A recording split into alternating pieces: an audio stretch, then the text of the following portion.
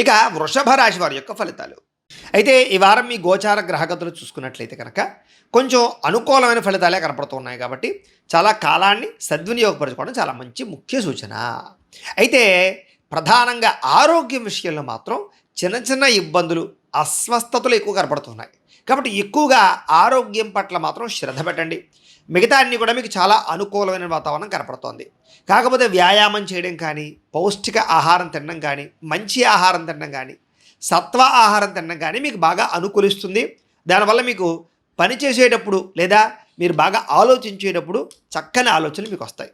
ఇంకా వృత్తిపరంగా, ఉద్యోగపరంగా, వ్యవహారపరంగా ఒడిదుడుకులు చాలా ఎక్కువగా కనపడుతున్నాయి.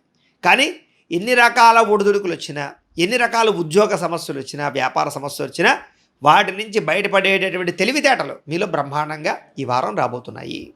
అయితే కొంచెం నమ్మక ద్రోహాల ప్రభావం బాగా కనపడుతోంది. కాబట్టి ఎవరిని పడితే వాళ్ళని నమ్మకండి.